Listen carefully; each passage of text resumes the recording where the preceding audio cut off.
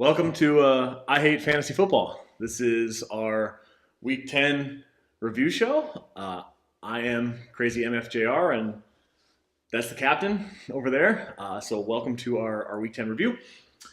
To recap, I guess it's what stood out to me in Week 10, and what I saw was me stomping all over the captain over here.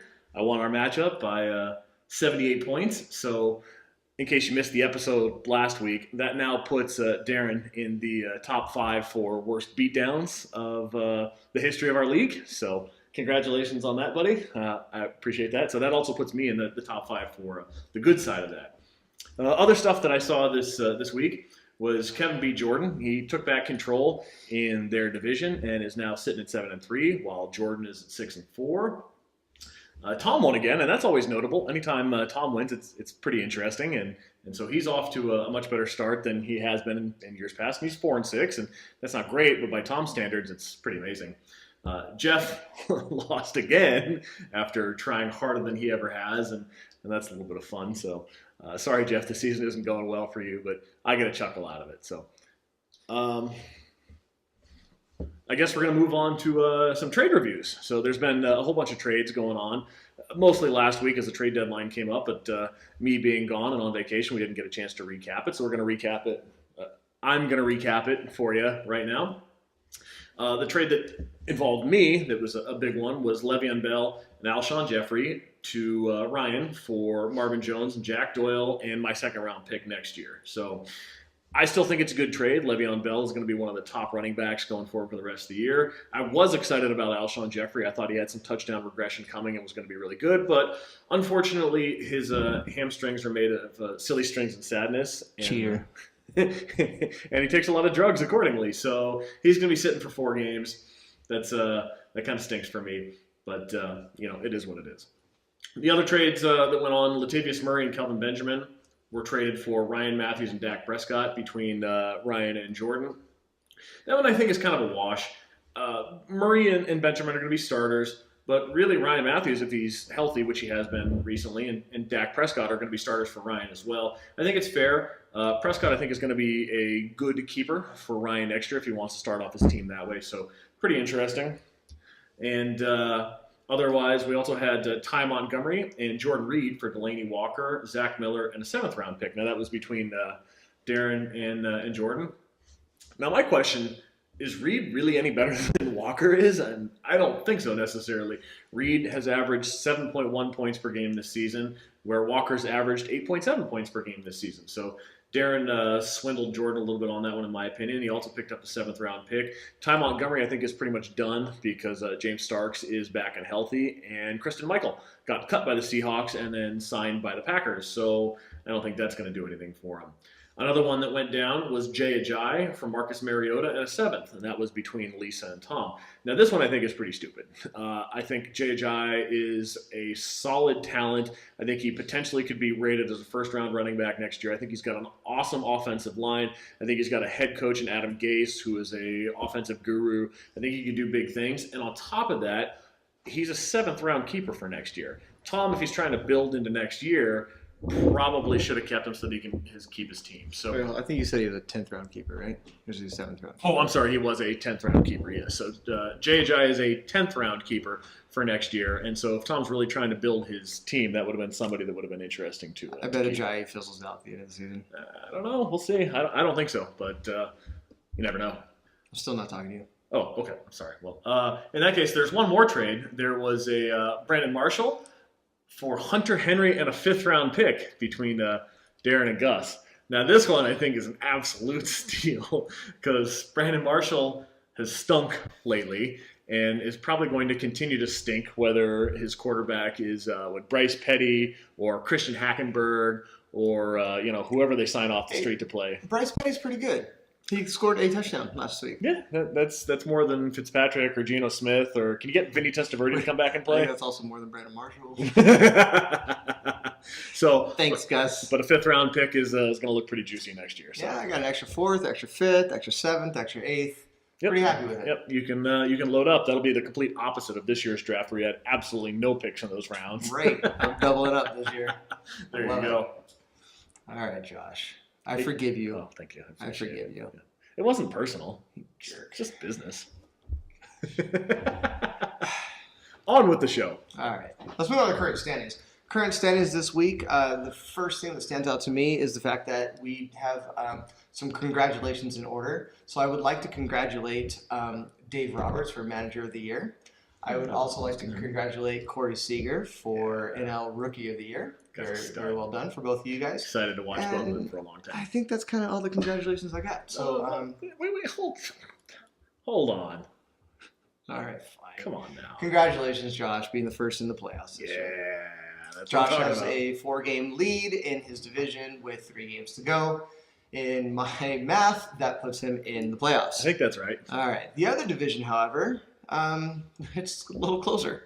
Yeah, very close. There are Kevin's at 7-3, Jordan and Gus are both at 6-4, Lisa's at 5-5. Any of those teams can squeeze in. Any of those teams can. You forgot a team. No, I didn't. All right. Tom's at 4-6, Okay. and 4 wins for Tom, as I think I stated earlier, is an accomplishment. So Tom, you doubled my wins. I got to hand it to you. that's 4 times what he had last year. Also so correct. pretty good. And then Jordan's trying to get into the playoffs too.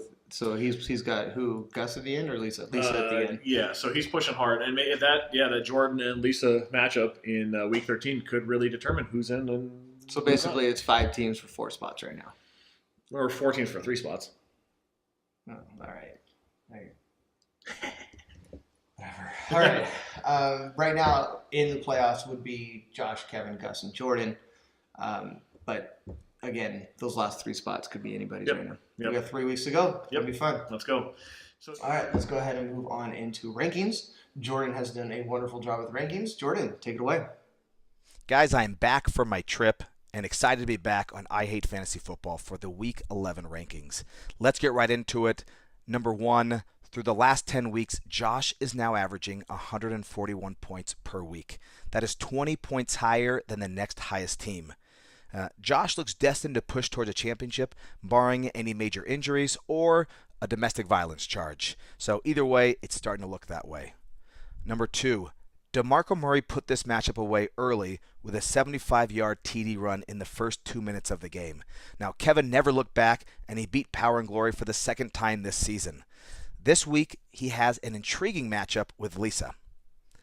Number 3, now Gus got the performance he needed from Aaron Rodgers, LeGarrette Blount, and Jordy Nelson, and he's now actually has the second highest points in the league. Now, I remember a few weeks ago this. I think that my team is better than Gus's. I think that my record should be his record, and his record should be mine. I think that Gus has gotten pretty lucky, and I've gotten pretty unlucky. So this week. Oh, yeah. Darren, that didn't work out for you. Now, this week, the top 2-point leaders in the league are going up against each other in what will definitely be the matchup of the week. All right, number 4, the Houston Texans and their 12 points were the high scorers for Power and Glory in Week 10. Now, Power and Glory put up the lowest score of the week for each team, and also my lowest score of the season. Now, this could not have come at a worse time as I am trying to make a push for the playoffs. All right, now this number 5, despite getting over 54 points from Ben Roethlisberger and Antonio Brown, Lisa was not able to beat Gus this week. In the first week of Jay Ajayi being on Lisa's team, he put up single digits, which was the first time he did that in the last 4 weeks. Now, Lisa faces Kevin this week with potentially her season on the line. All right, number 6. Now, unfortunately, the Falcons let the Dragon Pirates down in Week 10. Matt Ryan and Julio Jones combined for just 28 points. Now, that's their lowest combined score since Week 5. DeAndre Hopkins continues to struggle. Now, he's put up under 5 points 5 times this season, and Jonathan Stewart now has 8 points total in the last 2 weeks. Now, Kyle is moving in the wrong direction.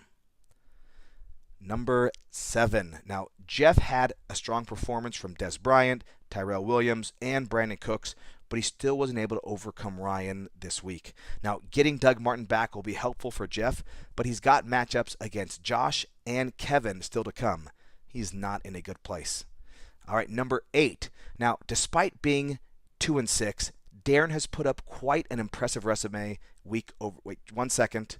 I have something coming in. I believe we have some breaking news.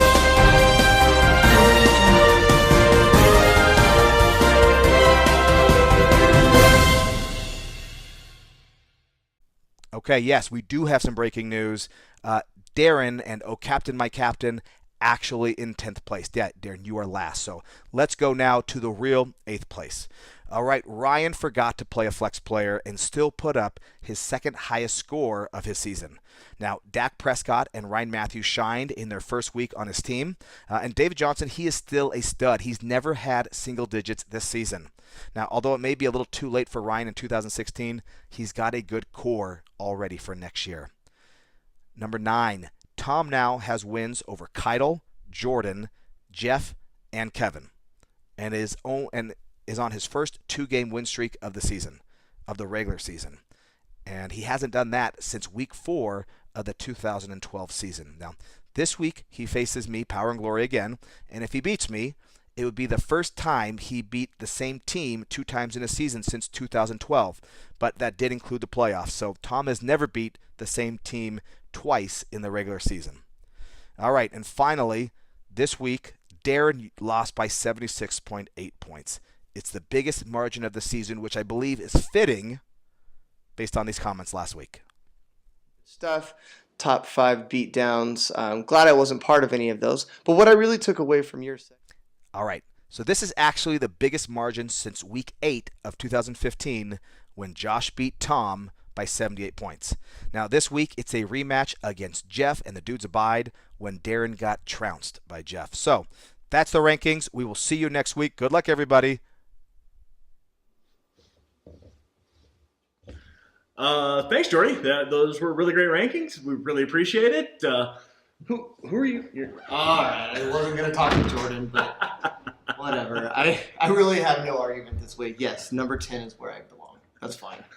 I also agree with Jordan rankings.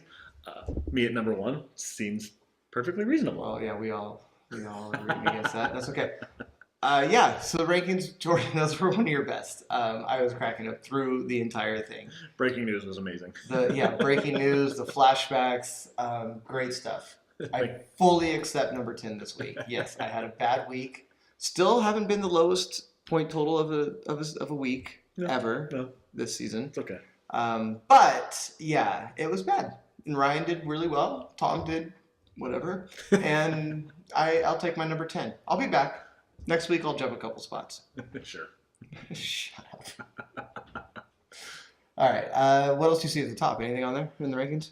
Kind of the normal up at the top. There's always a bunch of juggling between Jordan and Gus and Kevin, and they're kind of. Kevin's still number 2. He's right there. I mean, he's 7-3, and he's old DeMarco Murray. DeMarco Murray has made his season. Man, that guy has played awesome. So me at the top, and then 3 or 4 underneath, and then another 4 or 5 at the bottom. And all right, a couple things that stand out with Jordan's rankings. 1, love the flashbacks. Flashback to the week when I was playing Gus, and I said I had a better team than Gus, and at the time, I did have a better team than Gus. Since that time, I have traded away my 5 best players. So, of course, yes, no, my team is not better than Gus's anymore. I do understand that.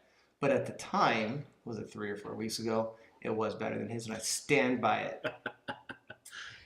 Lisa, I want to ask you a question. So, your logic, I've keep putting out there that I'm not the worst team because I do really fine every single week and I don't tank. And this week was not the case. But generally, I don't tank and I'm not the worst team.